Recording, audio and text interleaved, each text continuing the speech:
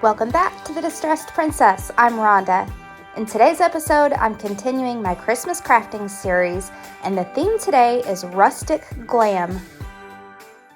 So I looked up on Pinterest to see what it's all about, and what I found was a lot of really neutral, rich colors like browns and greens and gold for the glam, and it's mixed with a lot of natural materials.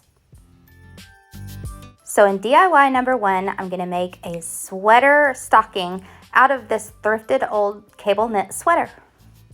I'm using the stocking that I made last week as a guide to cut out my pieces, and it's originally from the Dollar Tree and I gave it a makeover. First, I turned the sweater inside out, so when I make my marks, they will be on the back side of the material. Then I traced around my stocking, being careful not to get my marker on my actual stocking. And I actually made it longer than what this stocking was, so I just made my lines that came down longer than what this is. And then I carefully cut out the pieces. So I'm cutting the front and the back side of this sweater at the same time, so my pieces are exactly the same. You could assemble this using a sewing machine, a needle and thread, but I'm just going to use hot glue today. And the way that you do it is to put your two good sides together, and that's where you'll be gluing.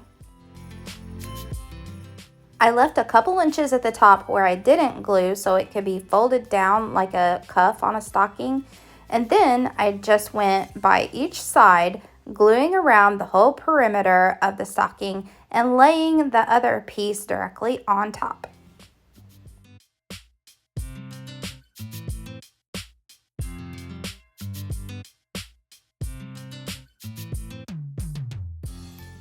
When you're finished gluing the two pieces together and you're sure that they're dry, then you can turn the stocking right side out. Then I folded down the top pieces to make the cuff, and I glued them in place. And on those side pieces, I sort of tucked them in and glued them in place.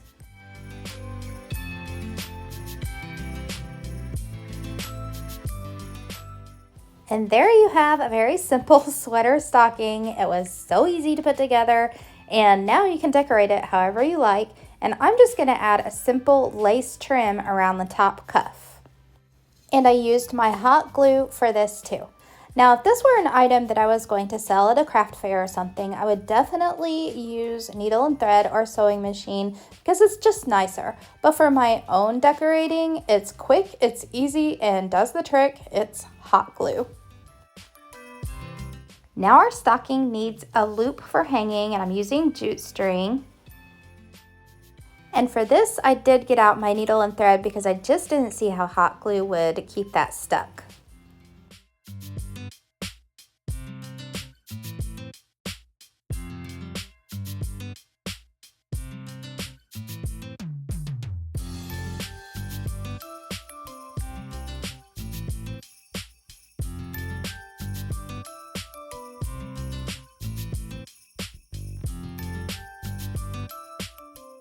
For DIY number 2, I'm going to make some more ball ornaments, and they're going to be of the textured variety using this Royal Velvet super soft yarn that I got at Michael's.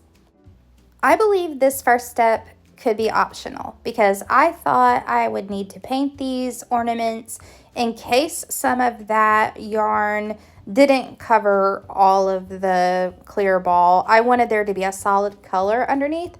So I painted all of my ornaments with the Waverly Truffle color, and really, I don't think I needed to do that. So you could totally skip this if you want or not.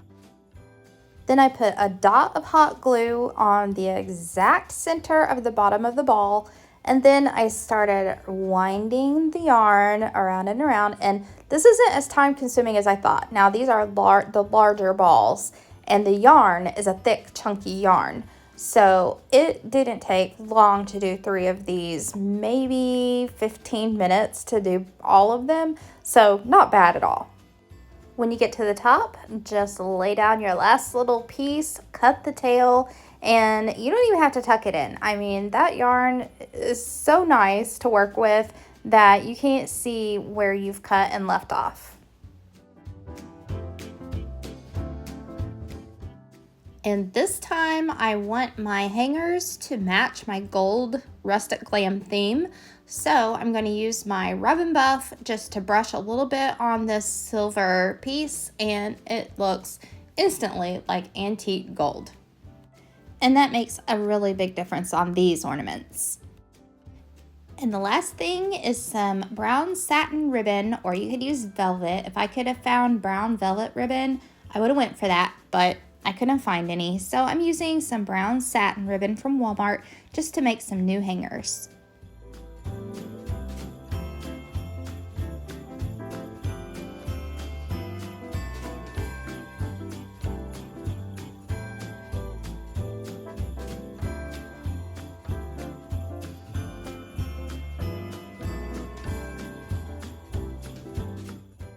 In the next DIY, I'm using this Christmas tree drink dispenser from the Dollar Tree Plus.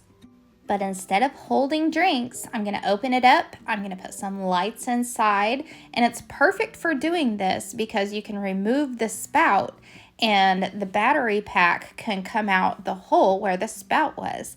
Plus, I'm going to paint it up to be rustic glam. For the painting, you'll need a spray bottle with half vinegar, half water, and some gold spray paint. Now with your spray bottle on its finer mist setting, you want to spray some water onto the Christmas tree, and then you want to spray your gold spray paint over top. And you'll see that it makes sort of some little bubbles where the water won't let the paint get to the surface. Be careful that you don't spray too much spray paint because you still want to be able to see through the Christmas tree to the lights. And it's the water and vinegar mixture that's going to make the little kind of mercury glass looking effect where you can see through really well. Once it's dry, you can add your Dollar Tree strand of rice lights. These are a perfect size for this project, and you can just string them up through the hole where the drink dispenser was.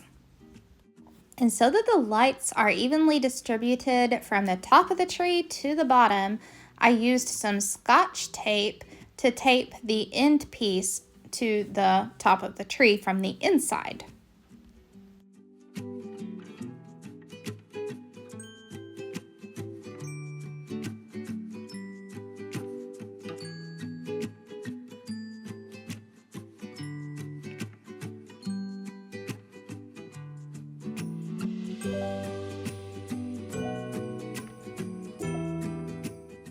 For this DIY, I'm using some more Dollar Tree Plus ornaments that I found, and they are solar ornaments meant to go outside.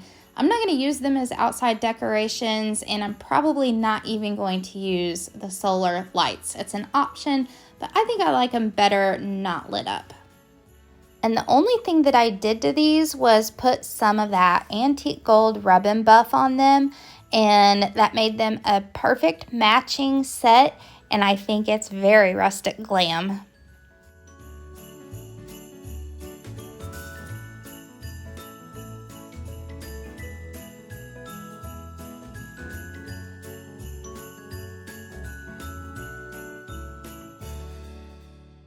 And here they are with their lights on. It's your call how you want to do it, but I left mine unlit. And here we have the Dollar Tree nutcrackers. I grabbed one in each different design, and I'm going to remove the stickers from the bottom, and then I'm going to remove all of their hair. The hair was pretty easily removed. It's just kind of tucked in under the hat and the two pieces that make the front and the back of the nutcracker. You will have a few straggling pieces of hair that won't come out, but after you paint these up, it's easily removed. After they're stickerless and bald, you'll take them outside and spray them best you can with some gold spray paint. Then once that's dry, add a layer of the antique gold Rub 'n Buff, and these nutcrackers will match all your other decorations perfectly. And here are two side by side, one with the rub and buff and one without, and you can see the difference. And I prefer the shinier, more glam Nutcracker.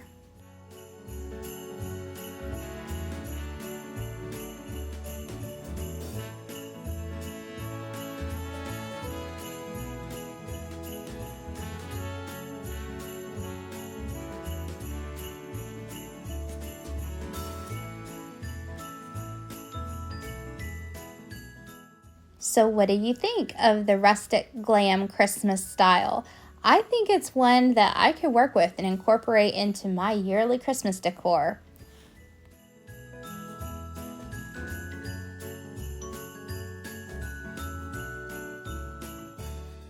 Thanks for watching, everyone. I hope you all enjoy your Thanksgiving weekend. Be safe if you're traveling, and I will see you next time. Bye.